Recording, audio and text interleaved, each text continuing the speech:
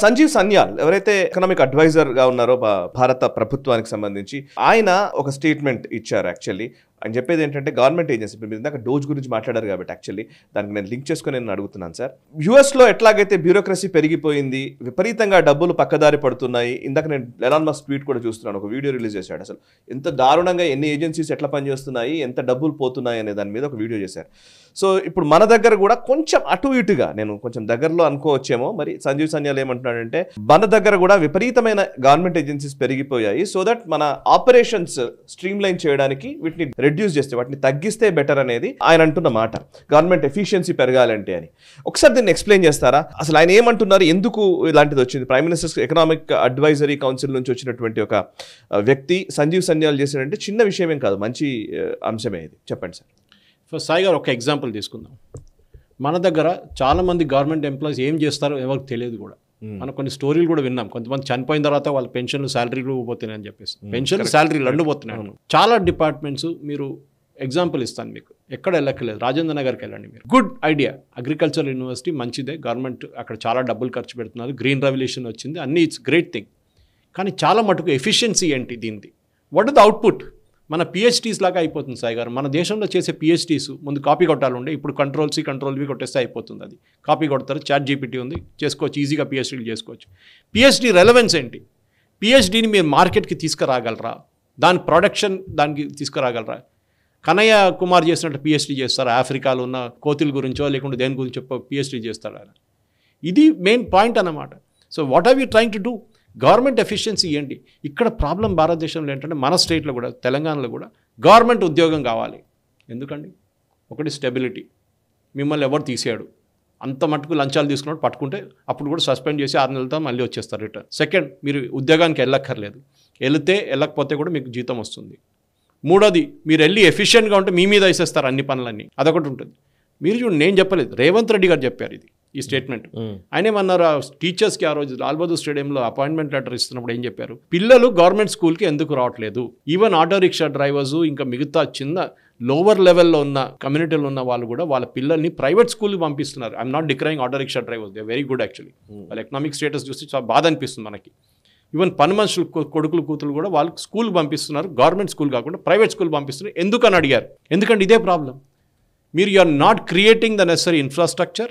Second, మీరు infrastructure create చేసిన తర్వాత కూడా మీరు దాని గురించి టీచర్స్ రారు. గవర్నమెంట్ ఉద్యోగం అని చెప్పేసి పెద్ద హంగామా ఇక్కడ. అది group B, group 2, group C, అది ఇది కోర్టుకి వెళ్ళడం, అది గొడవ, ఎగ్జామ్లు అన్నీ. మీరు యూఎస్ చూడండి, యూకే చూడండి. ఇప్పుడు యూఎస్లో ఎందుకు కట్ డౌన్ చేస్తున్నారు సాయి గారు అంటే, ఎవరు ఏం చేస్తున్నాడు ఎవరికి తెలియదు. మన దేశంలో కూడా అంతే. మీరు అనలైజ్ చేయండి. గవర్నమెంట్ డిపార్ట్మెంట్ దేశ ఇండిపెండెంట్ ఆడిట్ పెడితే almost I'm guessing around 35 to 40% employees are doing nothing. File pushing, ఈ డెస్క్ నుంచి తీసి నెక్స్ట్ డెస్క్కి ఫైల్ పెట్టేస్తాడు.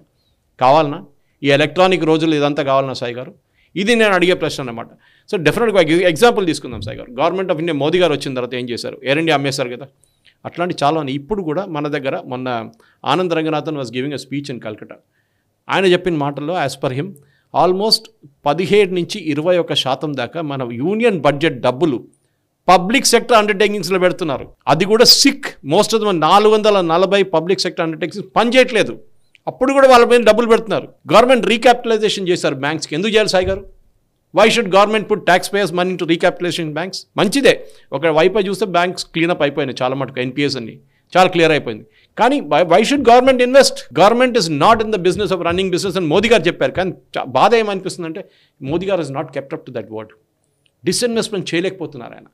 ఈ ప్రెషర్ ఏంటంటే గవర్నమెంట్ ఉద్యోగాలు పోతున్నాయి, ఉద్యోగాలు. రాహుల్ గాంధీ అయితే కదా పొద్దున్న లేవు, ఉద్యోగాలు లేవు ఉంటాయి. అరే ఒక ప్లంబర్ దొరకడు, కార్పెంటర్ దొరకడు, ఎలక్ట్రీషియన్ దొరకడు మీకు. అప్పుడు ఉద్యోగం, అది ఉద్యోగం కాదు కదా.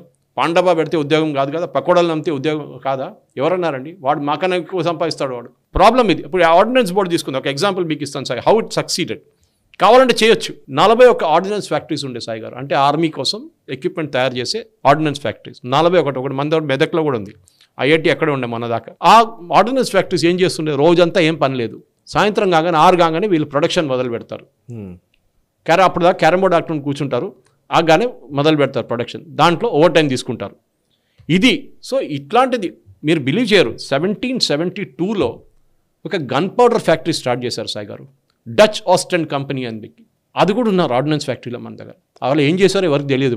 ఇప్పుడు బంద్ చేసి పడేశారు గవర్నమెంట్. ఏం చేశారు, ఈ 41 ఆర్డినెన్స్ ఫ్యాక్టరీ తీసుకొచ్చి డిఫెన్స్ పబ్లిక్ సెక్టర్ అండర్టేకింగ్ చెప్పి 7గా కన్వర్ట్ చేశారు సాయిగా. మీరు హెచ్ఐఎల్ తీసుకోండి example, how wonderfully HIL succeed. ఇదే రాహుల్ గాంధీ వెళ్ళి ధర్నా చేశాడు హెచ్ఐఎల్ ముందు. హెచ్ఐఎల్కి మీరు ఆర్డర్లు ఇవ్వలేదు. ఇప్పుడు హెచ్ఐఎల్ షేర్ వాల్యూ చూడండి, హెచ్ఐఎల్ ప్రొడక్షన్ నెంబర్ చూడండి, హెచ్ఐఎల్ బాటమ్ లైన్ చూడండి, బిహెచ్ఎల్ చూడండి. కరెక్ట్. నవరత్నాలు చాలా ఉన్నాయి మన దగ్గర. కానీ అట్ ద సేమ్ టైం ఈ ప్రాబ్లం ఏంటంటే ఎంప్లాయీస్, ఇప్పుడు ఈ కేసులో కూడా ఈ డిఫెన్స్ దాని జరిగినప్పుడు కూడా వీళ్ళు ఏం చేశారు, they went to the court. 80,000 employees ఆలోచించి 80,000 ఎంప్లాయీస్ ఏం చేస్తారో అని అడిగితే అని చెప్తున్నాను. ఈవెన్ నాకు తెలుసు ఎయిర్ ఇండియాలో మాకు తెలిసిన ఒక మనిషి ఉండే, and he was telling me వాళ్ళ దగ్గర ఇప్పుడు కాదు, before it was privatised 10 years before నేను ఆయన దగ్గర మాట్లాడిన ఒకరోజు, మా దగ్గర పెయింటర్ సురేష్ గారు పెయింటర్గా వర్క్ చేస్తున్న బేగంపేట ఎయిర్పోర్ట్లో పెయింటర్గా వాళ్ళ మెయింటెనెన్స్ డివిజన్ ఉంది. 70,000 రూపాయలు శాలరీ అంట. 70,000 రూపాయలు శాలరీ. See the wastage. అది అవుట్సోర్స్ చేయొచ్చు కదా ఈజీగా. పెయింటింగ్ ఎవడం చేసుకుంటాడు, పెద్ద స్కిల్ జాబ్ కాదు అది. ఏదో ఎయిర్ క్రాఫ్ట్ రిపేర్ చేయడం కాదు అది. గోడకు పెయింట్ చేసేది, గేట్లకు పెయింట్ చేసే మంచి గురించి మాట్లాడుతున్నాం మనం. 70,000 రూపాయలు అంట. దో ఎక్స్పర్టైజ్ నీడెడ్. అట్లనే మన దగ్గర చూస్తాం మన ఆఫీస్లలో ప్యూన్లు. సరే, that lower level of strata of society వాళ్ళు దానికే పనికొస్తారు, వాళ్ళు దాన్ని పెట్టుకోండి, ఎవరు ఆబ్జెక్ట్ చేయట్లేదు. కానీ మీరు ఇప్పుడు చూస్తున్నారు హైదరాబాద్లో ఎంతమంది ఇప్పుడు జిహెచ్ఎంసీ వాళ్ళు ఉన్నారు రోడ్డు మీద, మీకు ఎవరు కనిపించారు, మొత్తం ప్రైవేటైజ్ చేసి పడేశారు, ఇంక్లూడింగ్ గార్బేజ్ కలెక్షన్. అవునా? మొత్తం ఆల్మోస్ట్ ఎవ్రీథింగ్. రామ్కీ లాంటి గ్రూప్ వాళ్ళు మేనేజ్, రామ్కీ గ్రూప్ మేనేజ్ చేస్తున్నారు మొత్తం కంప్లీట్గా. సో గార్బేజ్ లిఫ్టింగ్ ఎందుకు, మీరు ఊడుస్తున్న వాళ్ళు చూడండి రోడ్డు మీద మొత్తం ప్రైవేట్ వాళ్ళే. ఈవెన్ సికింద్రాబాద్ కంటోన్మెంట్ బోర్డు కూడా అంతే, they totally privatised it. Garbage lifting good thing, ఎందుకంటే ఎఫిషియన్సీ వచ్చింది. వాళ్ళు ఇప్పుడు గార్బేజ్ ఎక్కడుందో అని చూసుకొని తిరుగుతున్నారు. వాళ్ళకి ఒక ఇన్సెంటివ్ స్కీమ్ ఉంది. ఇవాళ నువ్వు 100 టిన్లు గార్బేజ్ పికప్ చేస్తే రేపు 105 పికప్ చేయాలి. ఎక్కడ మీరు ముందు చూసుంటారు హైదరాబాద్లో మీకు ఈ కచరకుండీలు అంటాం మన అట్లాగే ఉండేటి. ఇప్పుడు కనిపిస్తుంది మీకు ఎక్కడ? ఇప్పుడు తగ్గిపోయినాయి చాలా. లేదు, because the picking up on daily basis. మీ ఇంటికి వచ్చి కలెక్ట్ చేస్తున్నారు ఇప్పుడు garbage, red garbage, dry. Example చెప్తున్నాను, గవర్నమెంట్ ఎఫిషియన్సీ లేదు సాయి గారు. చాలా బాధ అనిపిస్తుంది. ఎందుకంటే మీకు రైల్వేలు ఎవరు కావాలి సాయి గారు? మీకు ఇంజిన్ డ్రైవర్లు కావాలి, లోకోమెన్ కావాలి, మీకు గ్యాంగ్ మ్యాన్ కావాలి, రైల్వే ట్రాక్ ఇన్స్పెక్టర్ కావాలి, పీడబ్ల్యూ వాళ్ళు కావాలి, మీకు గార్డ్ స్టేషన్స్ కావాలి, మీకు చాలామంది అట్లాంటి ఆపరేషనల్ రోల్స్ కావాలి, స్టేషన్ మాస్టర్స్ కావాలి. మీకు ఎందుకండి టైపిస్ట్ రోల్? ఇప్పుడు కూడా టైపిస్ట్ అనే పోస్ట్ ఉంది రైల్వేలో. ఓకే, టైప్ కొట్టేటోడు. ఏది కంప్యూటర్ ఉన్న రోజుల్లో టైప్ కొట్టేటోడు ఒకటి ఉన్నాడు. ముందు మాన్యువల్ టైప్ రైటర్ ఉండే. మా నాన్నగారు రైల్వేలో పనిచేస్తున్న టైంలో, ఈ వాజ్ ఇంజనీర్ రైల్వేస్ దాన్ని. అప్పుడు మాన్యువల్ టైప్ రైటర్ చూస్తుండే నేను. ఇప్పుడు పోయింది రెమింగ్టన్, అది మిగతా అన్నీ పోయినాయి. ఇప్పుడు కంప్యూటర్ వచ్చింది, కానీ ఇప్పుడు కూడా ఉంది అది. చాలా post రిటెండెంట్. Hindi officer, Hindi popularise చేయడానికి ఏదో టైంలో పెట్టిండు. It's a sheer waste of money. ఇట్లాంటి పోస్టులు మనకు అక్కర్లేదు. We need people to run the government. టీచర్లు పెట్టండి, ఎవరు ఆబ్జెక్ట్ చేయట్లేదు. టీచర్స్ని పెట్టండి, హాస్పిటల్లో నర్సెస్ పెట్టండి, డాక్టర్లను పెట్టండి, టెక్నికల్ స్టాఫ్ని పెట్టండి, పారామెడికల్ స్టాఫ్ని పెట్టండి, అంబులెన్స్ డ్రైవర్లు పెట్టండి. అది కాకుండా 108 పెట్టేశారు, మొత్తం అవుట్సోర్స్ చేసేసారు. ఎందుకంటే గవర్నమెంట్ అంబులెన్స్ నడవదు. ఎప్పుడు చూసినా పని ఫోన్ చేస్తే కూడా రారు. ఏదో ఒకటి రామలింగరాజు గారు చేసిన మంచి పని అది 108 సెటప్ చేసింది. సో ఇట్లాంటి రోల్స్లో గవర్నమెంట్ డెఫినెట్గా they have to shut down everything. అది చాలా రోజులు అయి చేయాల్సింది యుఎస్ గవర్నమెంట్ చేస్తున్నారు.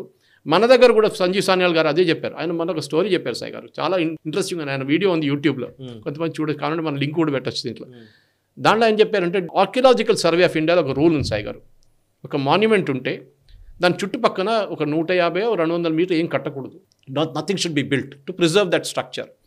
ఢిల్లీలో, ఓల్డ్ సిటీలో ఢిల్లీలో ఒక బ్రిటిష్ జనరల్ ఎప్పుడో 1800 ఫస్ట్ టైంలో ఆయన వచ్చినప్పుడు ఆయన స్టాచ్యూ ఉండే అంట అక్కడ.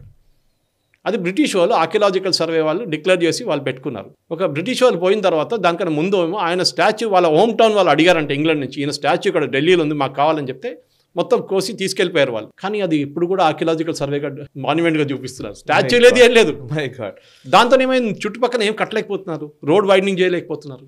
చెప్తాను, మీరు ఆర్కియాలజీ అన్నారు కదా సార్. మేము పరిహాస్పుర వెళ్ళాం, కాశ్మీర్, గిరిధర్ గారు. నేను యాక్చువల్లీ అదేంటంటే అది లలితాదిత్య ముక్తపీడ వారి రాజధాని వారిది. యాక్చువల్లీ అక్కడ ఆర్కియాలజీ సర్వేకి సంబంధించి వాళ్ళు ఉన్నారు.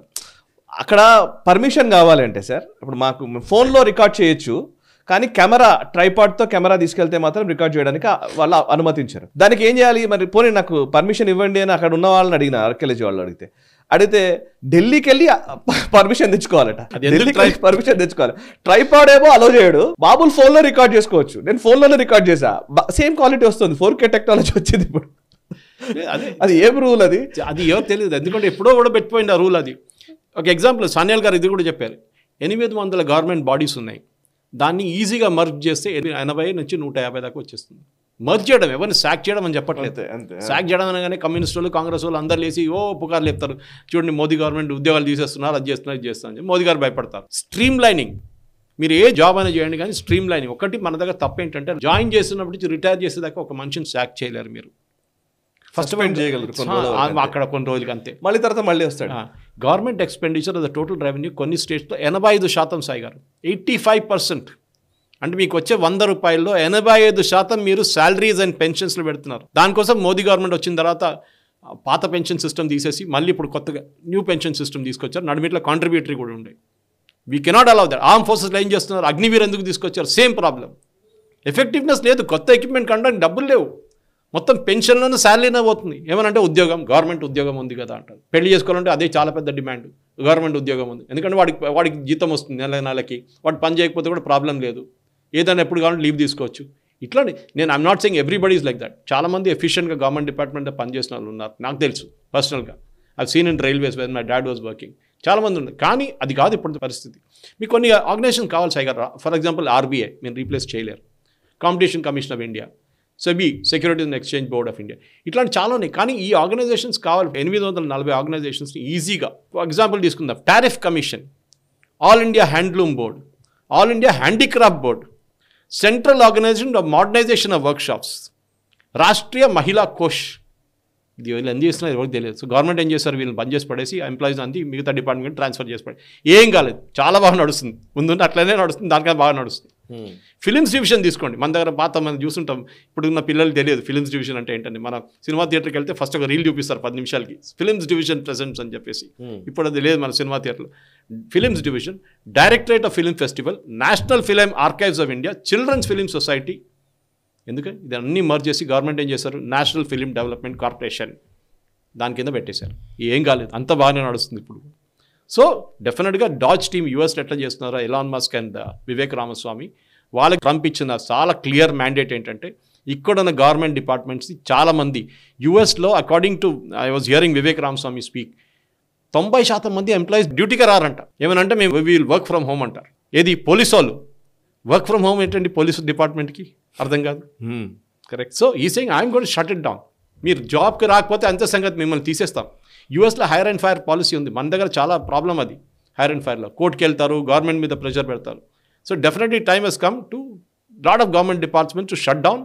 డెఫినెట్గా చేయాల్సిందే సాయి గారు. Yes sir. ఈ వీడియో మీకు నచ్చినట్టయితే లైక్ చేయండి, 10 మందికి షేర్ చేయండి, అలాగే కామెంట్ల రూపంలో మీ అభిప్రాయాలను మాతో పంచుకోండి. Nationalist hub group of channels ను సబ్స్క్రైబ్ చేసుకుని తెలుగునాట జాతీయవాద జర్నలిజాన్ని ప్రోత్సహించండి. ఈ వీడియో కింద ఉన్న బెల్ ఐకాన్ పై క్లిక్ చేయడం మర్చిపోవద్దు.